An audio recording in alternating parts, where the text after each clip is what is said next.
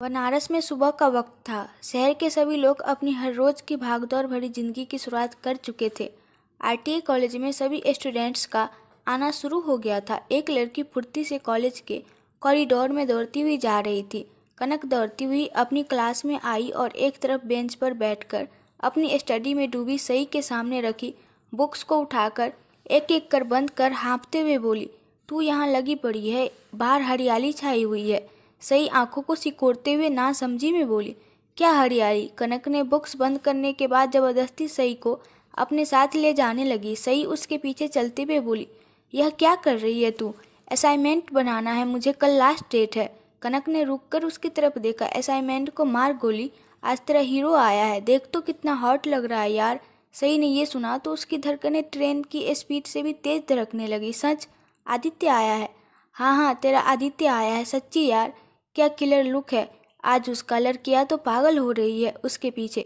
यह सुन सई के फेस की स्माइल और उसकी उत्सुकता दोनों ने एक साथ दम तोड़ दिया और वह कनक से हाथ छुड़वाकर वापस अपनी सीट पर आ गई। कनक आंखें और मुंह फाड़कर एक सेकंड के लिए उसको देखती रही। तुझे क्या हुआ? ऐसे क्यों वापस विराजमान हो गई? सई बोली, जब ऑलरेडी इतनी लड़कियां वहाँ हैं तो मेरे जाने का क्या मतलब। कनक ने अपने दोनों हाथ कमर पर टिका दिए। वाह जी वाह, तुम सितम करो और हम उब भी ना करें। अगर तुम मुंह में दही जमा कर बैठी है तो इसमें उन लड़कियों की क्या गलती है?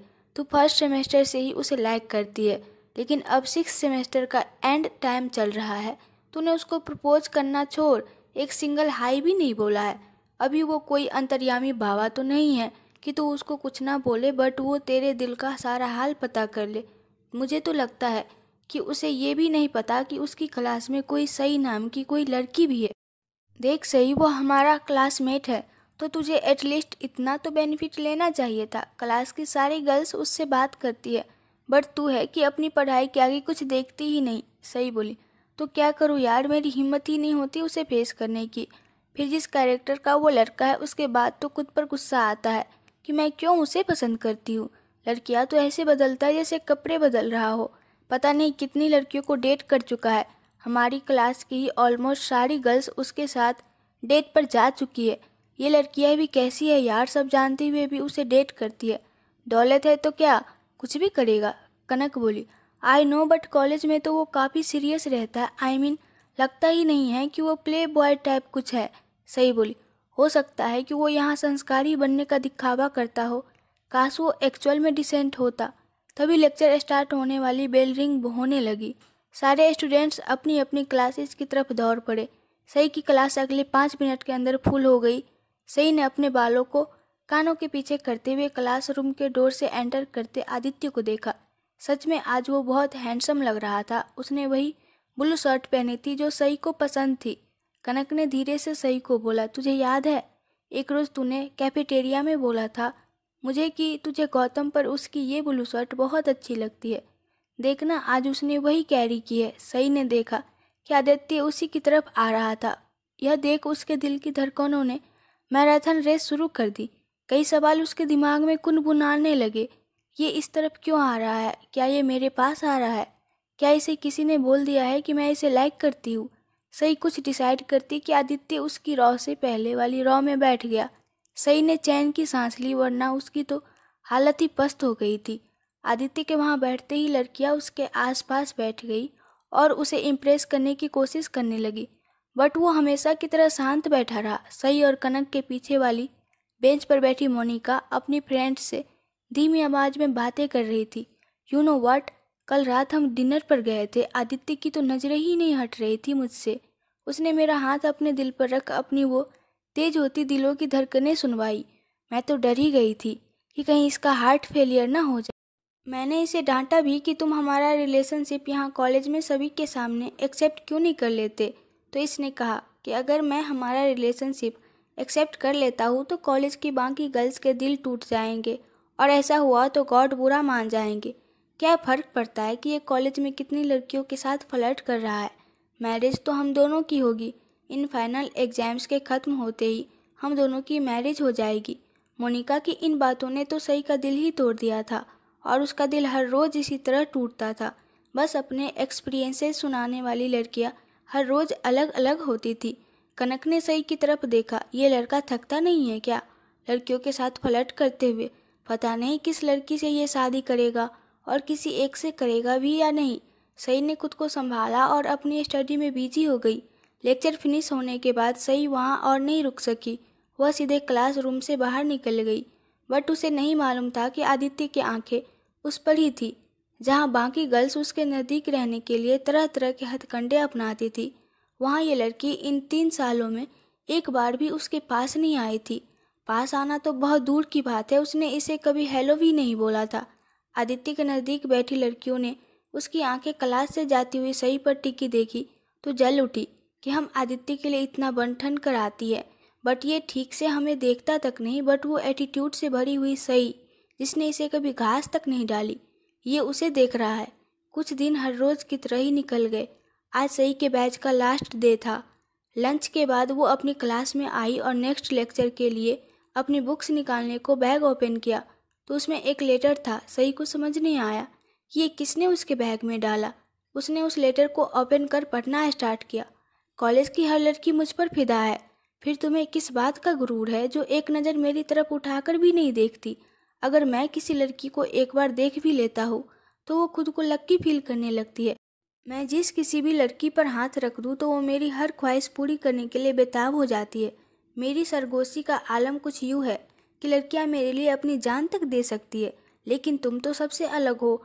आज रात मुझे होटल ब्लू मून में मिलो, वहाँ मैं तुम्हें बताऊँगा कि क्यों सब मेरे पीछे पागल है। अच्छी खासी दिखती हो तो क्यों इन मोटी मोटी बुक्स के साथ अपनी लाइफ स्पॉइल कर रही हो?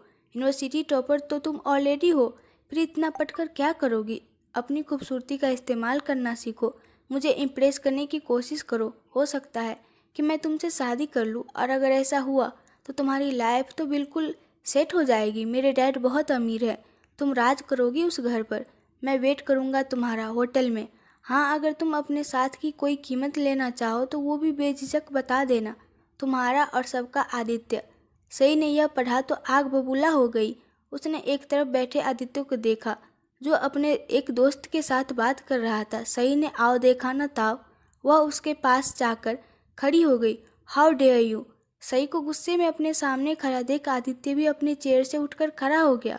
वो कुछ बोलता उससे पहले ही सई ने भरी क्लास के सामने उसे थप्पड़ मार दिया और उसका लेटर उसके मुंह पर फेंक कर मारा। आदित्य और पूरी क्लास उसके इस एक्शन पर शॉक थी कि सई ने ये क्या कर दिया। सई उसकी शर्ट की कॉलर पकड़ उसे खींचते हुए चीख पड़ी, मैं बिकाऊ नहीं हूँ। दोबारा अगर ऐसी कोई भी हरकत की तो मैं प्रिंसिपल सर को कंप्लेन कर दूंगी। सई क्लास से बाहर निकल गई, लेकिन पूरी क्लास का दिमाग हिल गया। कनक ने तेजी से क्लासरूम से बाहर निकल कॉरिडोर में जाते सई को रोक लिया। यह क्या किया तूने? अपने ही हीरो को चाटा जड़ दिया। सई, नाम मत ले उसका, नहीं है वह मेरा हीरो। इतना चीप लड़का मेरा प्यार हो ही नहीं सकता। इस तरह की वाहियात बातें कर उसने मेरे दिल से अपने लिए सारी फीलिंग्स ख़त्म कर दी है। कनक शॉक्ड हो गई, उसको ये सब बोलते हुए सुन रही थी। सई बोली, दोबारा उसे मेरा लव मत बोलना। I hate him. उसे अपनी वासना के आगे कुछ भी नहीं दिखता क्या? ओह गॉड, ये किस तरह का चीप लड़का है। कनक बोली, एक बात याद रखना बेबी, किसी इंसान की ये प्यार फीलिंग्स कभी नहीं मरती। कभी कभी वो दिल के किसी कोने में दब कर रह जाती है। सई बोली, व्हाट एवर। पूरी क्लास आदित्य को देख रही थी। जो लेटर सई उसके मुंह पर मारकर गई थी उसने उसको उठाकर पढ़ा। लेटर पढ़ने के बाद आदित्य ने उसे अपनी मुट्ठी में जकड़ कर उसका कचुम्बर निकाल दिया और गुस्से से एक तरफ फेंक दिया। सई गुस्से में आदित्य को चाटा लगा तो आई थी, लेकिन अभी उसको अंदर ही अंदर डर लग रहा था कि पता नहीं वह उसके साथ किस तरह बिहेव करेगा। अमीर है, ऊपर से बिगड़ैल भी, तो कहीं पैसों की पावर का इस्तेमाल कर उसे तंग ना करे, या फिर कहीं कॉलेज अथॉरिटी को कन्विंस करके मुझे फाइनल एग्जाम्स ही न देने दे।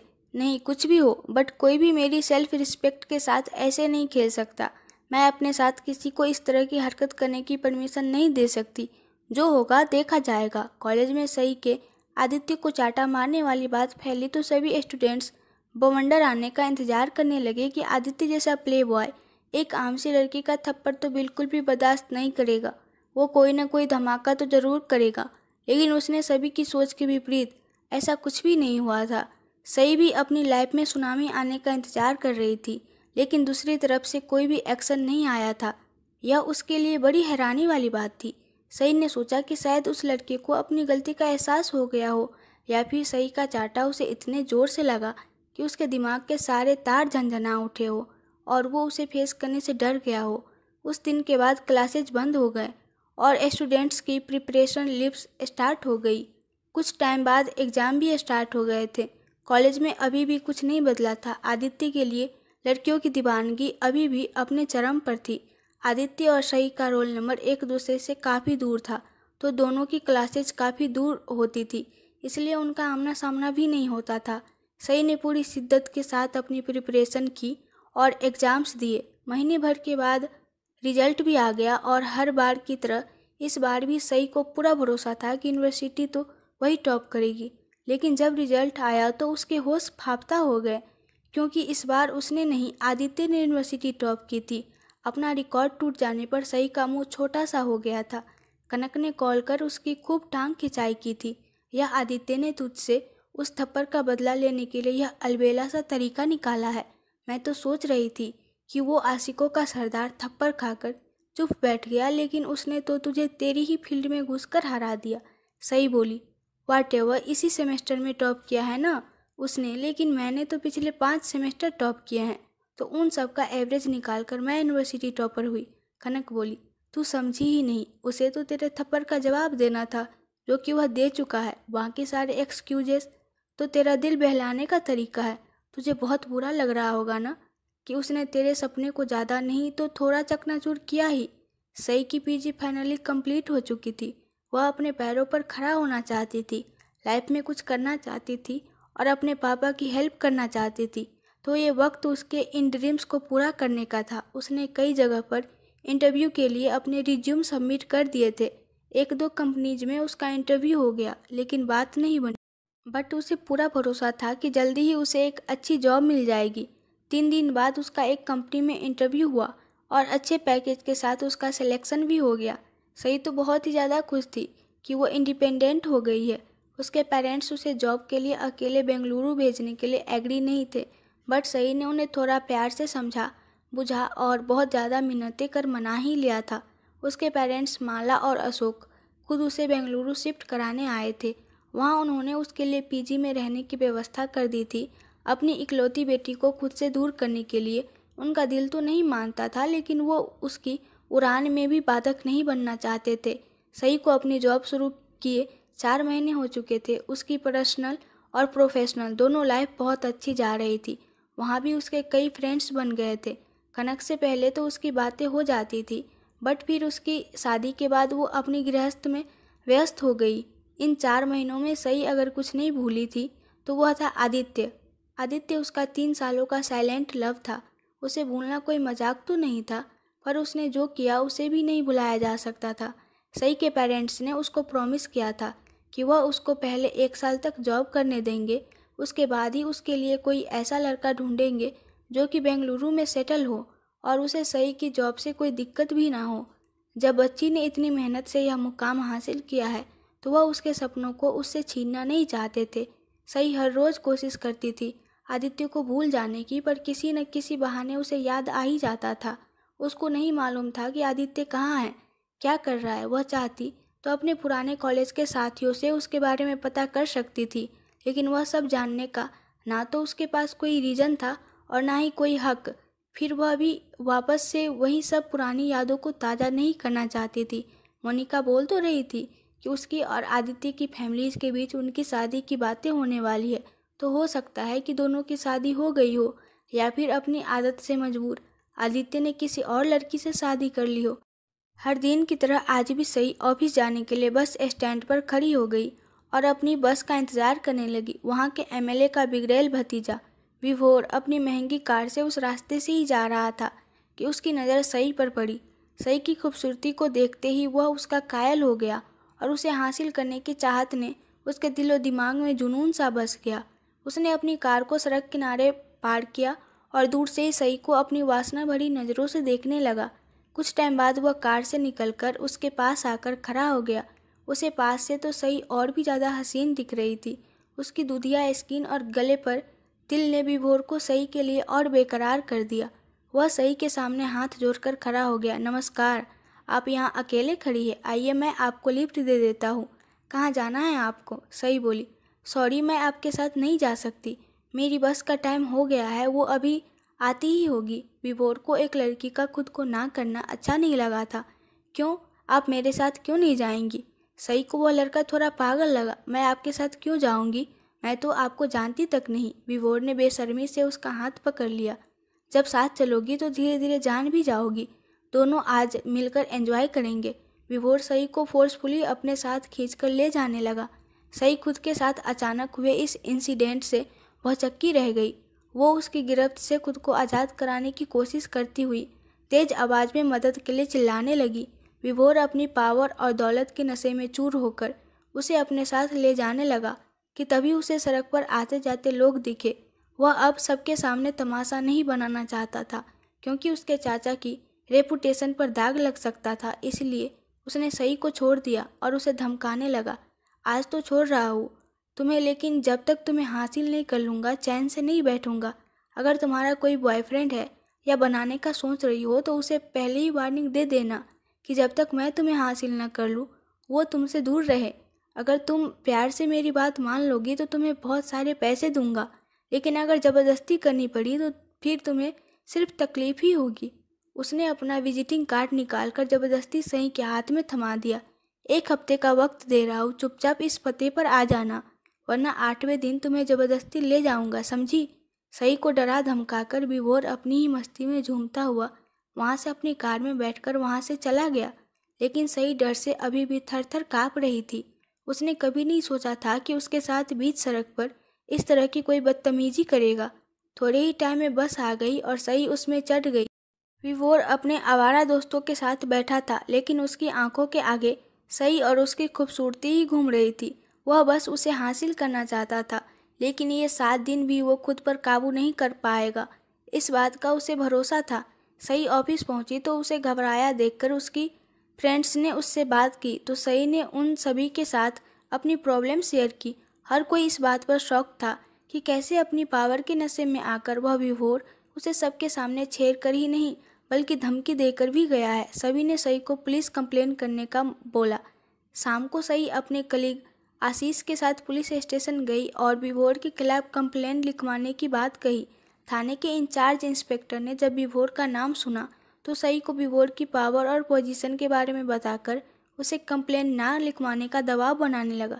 क्यों बेकार के झमेले में पड़ती हो मैडम, इन नेता लोगों के कौन मुंह लगे? आशीष भड़क गया। आपको हमारा साथ देना चाहिए, लेकिन आप तो उल्टे अपराधियों का साथ दे रहे हैं। अगर सही कंप्लेन लिखवाना चाहती है तो आपको क्या दिक्कत हो रही है? आज उसने धमकी दी है, कल को अगर कुछ उल्टा सीधा करेगा तो क्या इसकी जिम्मेदारी आप लेंगे? इंस्पेक्टर ने उसको हड़काया। अभी मैं तुझको यहीं 2 गोली ठोक दूंगा, उसकी जिम्मेदारी कौन लेगा? तू क्यों बीच में चौधरी बन रहा है? अगर इस लड़की की जगह तेरी बहन होती तो क्या उसे भी तू यही सलाह देता? यह तो बेचारी दूसरे शहर से आई है और यहाँ जॉब कर रही है।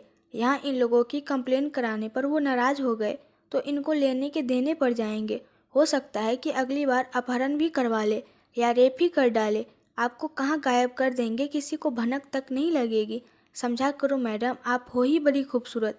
फिर वो लोग तो दबंग है और जवान खून भी है तो दिल ललचा गया होगा, और मैडम होने को तो ये भी हो सकता है कि वह आप पर एसिड अटैक ही करवा दे। फिर क्या करोगी आप? आप इन लोगों की बातों में आकर अपने लिए दुश्मनी मोल नहीं लो, वरना भुगतान तो आप ही करोगी।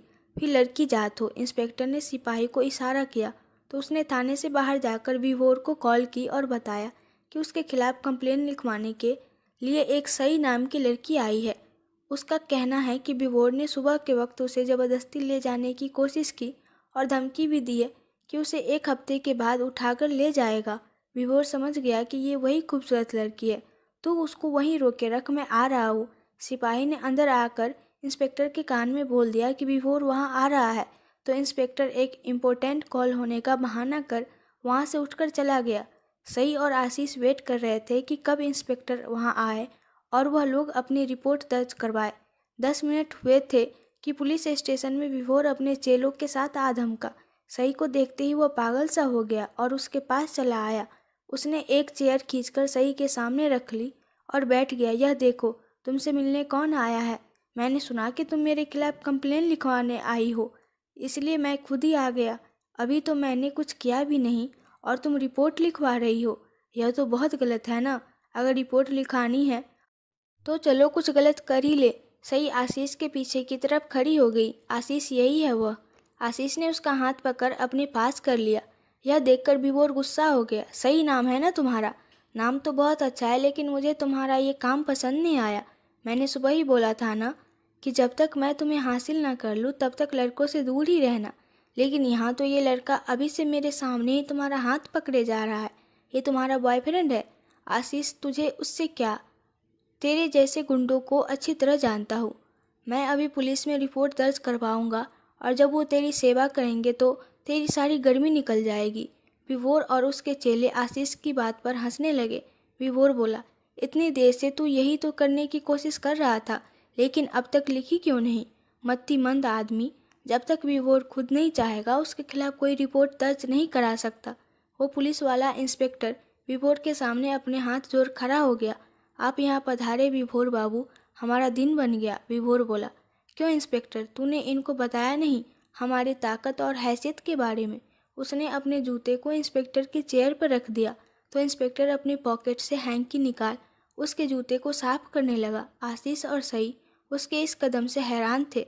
विभोर उसके कंधे पर हाथ रख बोला, देख लो, यहाँ हमसे बिना पूछे परिंदा भी पर नहीं मार सकता और तुम तो मेरे खिलाफ रिपोर्ट लिखाने ही आ गई। सीधे सीधे बोल रहा हूँ, सोच लो कि प्यार से आ जाओ, वरना 8वें दिन अपनी सारी हसरतें पूरी करूँगा। आशीष इंस्पेक्टर से बोला, यह आपके सामने सई को धमका रहा है और आप फिर भी कुछ नहीं कर रहे हैं। इंस्पेक्टर बोला, विभोर बाबू, ये लड़का कुछ ज़्यादा ही उछल रहा है, यही इस लड़की को बरगला कर लाया है। विभोर बोला, इसे तो मैं देखता हूँ। उसने अपने चेले को इशारा दिया और सबने आशीष को मारना शुरू कर दिया। सई आशीष को बचाने की कोशिश करते हुए उसे छोड़ने की गुहार लगा ही रही थी, लेकिन वो लोग आशीष को मारे जा रहे थे। थोड़ी देर बाद आशीष अधमरा हो गया तो उसे उन्होंने छोड़ दिया। विभोर सई को उंगली दिखाते हुए बोला, याद रखना 7 दिन। सई शॉक्ड थी कि यहाँ गुंडागर्दी कितनी चरम पर है। पुलिस के सामने ही एक लड़के को गुंडे पीटकर अपनी गुंडागर्दी दिखा रहे हैं, लेकिन ये पुलिस वाले उनके खिलाफ कोई एक्शन नहीं लेकर उनका सपोर्ट कर रहे हैं। विभोर अपने चेलों के साथ वहाँ से निकल गया। इंस्पेक्टर रोती हुई सई के पास आया, इसलिए कह रहा था कि इन लोगों से दुश्मनी नहीं लो मैडम। इंस्पेक्टर ने सिपाहियों से कहकर आशीष को पास के हॉस्पिटल में एडमिट करा दिया। सई भी उसके साथ थी। उसे बहुत बुरा लग रहा था कि उसकी वजह से आशीष के साथ इतना सब कुछ हुआ। आशीष के पेरेंट्स को जब उसकी हालत के बारे में पता चला तो दौड़कर वहां हॉस्पिटल पहुंचे। हॉस्पिटल के गेट पर ही उन्हें विभोर के चेले मिल गए, जिन्होंने उन्हें धमका दिया कि अपने बेटे को सही से दूर रखो। इस बार तो हाथ पैर ही तोड़े हैं, अगर आगे साथ दिया तो इस बार वह जान से जाएगा। सई बहुत दुखी थी कि उसकी वजह से आशीष को इतना कुछ फेस करना पड़ा, बट उसको नहीं पता था कि अभी उसको भी बहुत टॉर्चर झेलना है। अगर आप लोगों को इस कहानी के आगे का पार्ट देखना है तो कमेंट में बताइए, और प्लीज़ आप लोग इस वीडियो को लाइक कर दीजिए, शेयर कर दीजिए और मेरे चैनल को सब्सक्राइब कर दीजिए। Thank you.